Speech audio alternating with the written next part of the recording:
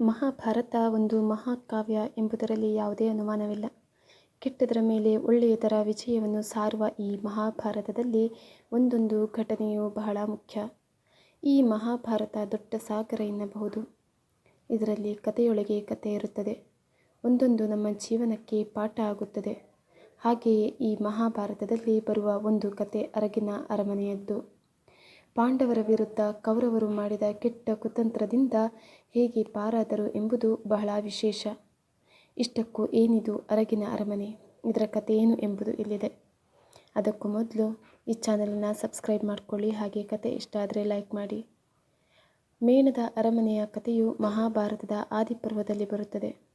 ಮಹಾಭಾರತದಲ್ಲಿ ಪಾಂಡವರು ಮತ್ತು ಕೌರವರ ನಡುವಿನ ಸಂಬಂಧ ಹೇಗಿತ್ತು ಎಂಬುದಕ್ಕೆ ಇದು ಒಂದು ಉದಾಹರಣೆಯಷ್ಟೇ. ಕೌರವರು ಮತ್ತು ಪಾಂಡವರು ಹಸ್ತಿನಾಪುರದಲ್ಲಿ ವಾಸಿಸುತ್ತಿದ್ದರು. ಪಾಂಡವರು ತಮ್ಮ ನಡತೆ ಮತ್ತು ಉತ್ತಮ ಗುಣಗಳಿಂದ ಪ್ರಜೆಗಳಿಗೆ ಇಷ್ಟವಾಗಿದ್ದರು. ಇದು ದುರ್ಯೋಧನ ಮತ್ತು ಇತರ ಕೌರವ ಸಹೋದರರಲ್ಲಿ ಅಸೂಯೆಯನ್ನು ಹುಟ್ಟುಹಾಕಿತ್ತು. ಹಾಗಾಗಿ ಅವರನ್ನು ಇಲ್ಲಿಂದ ದೂರ ಕಳಿಸಬೇಕು ಎಂದು ಯೋಚನೆ ಮಾಡುತ್ತಿದ್ದರು. ಅದರಲ್ಲೂ ಅವರನ್ನು ಸಾಯಿಸಲು ಈ ಬಾರಿ ಹೊಸ ಪ್ಲಾನ್ ಮಾಡಿದರು.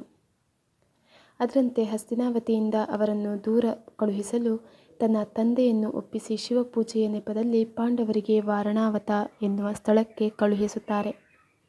ಧೃತರಾಷ್ಟ್ರ ಪಾಂಡವರನ್ನು ಕರೆದು ಹೋಗಿ ದೇವರ ಪೂಜೆ ಮಾಡಿ ಬನ್ನಿ ಎಂದರೆ ಧರ್ಮರಾಯನಿಗೆ ಸಂಚಿನ ಅನುಮಾನ ಬಂದರೂ ಹೋಗಲು ಒಪ್ಪಿಗೆ ಸೂಚಿಸುತ್ತಾನೆ.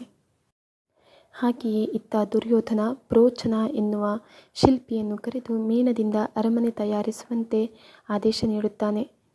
ಆ ಅರಮನೆಗೆ ಸ್ವಲ್ಪ ಬೆಂಕಿ ತಗುಲಿದರೂ ದೊಡ್ಡ ಅಪಾಯವಾಗುವ ರೀತಿ ನಿರ್ಮಿಸಲಾಗುತ್ತದೆ. ಧೃತರಾಷ್ಟ್ರ ಕೂಡ ಪಾಂಡವರಿಗೆ ಅದೇ ಅರಮನೆಯಲ್ಲಿ ವಾಸಿಸುವಂತೆ ಹೇಳುತ್ತಾನೆ. ಯಾವುದೇ ಸಂಚಿನ ಅರಿವಿಲ್ಲದ ಪಾಂಡವರು ವಾರಣಾವತಕ್ಕೆ ಹೋಗುತ್ತಾರೆ. ಆದರೆ ಈ ಎಲ್ಲದರ ಮಧ್ಯೆ ವಿದುರನಿಗೆ ಮಾತ್ರ ಸ್ವಲ್ಪ ಈ ಸಂಚಿನ ಬಗ್ಗೆ ಮಾಹಿತಿ ತಿಳಿದಿತ್ತು. ಹಾಗಾಗಿ ಹೇಗಾದರೂ ಮಾಡಿ ಪಾಂಡವರನ್ನು ರಕ್ಷಿಸಬೇಕು ಎಂದು ನಿರ್ಧಾರ ಮಾಡಿ ತನಗೆ ಗೊತ್ತಿರುವ ಶಿಲ್ಪಿಯನ್ನು ಕಳುಹಿಸಿ ಆ ಅರಮನೆಯಲ್ಲಿ ಯಾರಿಗೂ ತಿಳಿಯದ ರೀತಿ ಸುರಂಗ ನಿರ್ಮಾಣ ಮಾಡಿಸುತ್ತಾನೆ. ಹಾಗೆಯೇ ಈ ಸಂಚಿನ ಬಗ್ಗೆ ಪಾಂಡವರಿಗೆ ಮಾಹಿತಿ ನೀಡಿ ತಪ್ಪಿಸಿಕೊಳ್ಳುವ ಮಾರ್ಗವನ್ನು ಸಹ ತಿಳಿಸುತ್ತಾನೆ. ಇದನ್ನು ತಿಳಿದು ಪಾಂಡವರು ಗಾಬರಿಗೊಂಡರೂ ಸಹ ಏನೂ ಅರಿಯದವರಂತೆ ಹಸ್ತಿನಾವತಿಯಿಂದ ಹೊರಡುತ್ತಾರೆ.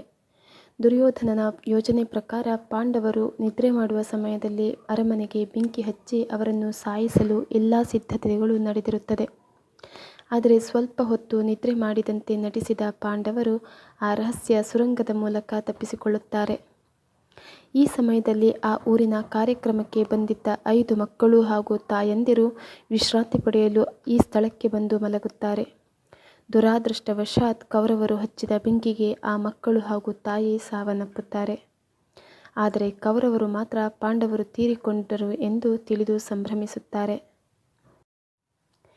ಇದೇ ರೀತಿ ಹಲವಾರು ಬಾರಿ ಕೌರವರು ಕುತಂತ್ರದಿಂದ ಪಾಂಡವರನ್ನು ಸಾಯಿಸಲು ಪ್ರಯತ್ನಿಸಿದರೂ ಸಹ ಕೊನೆಗೆ ಯುದ್ಧದಲ್ಲಿ ಗೆದ್ದು ಬೀಗಿದ್ದು ಮಾತ್ರ ಕುಂತಿಪುತ್ರರೇ. Thank you.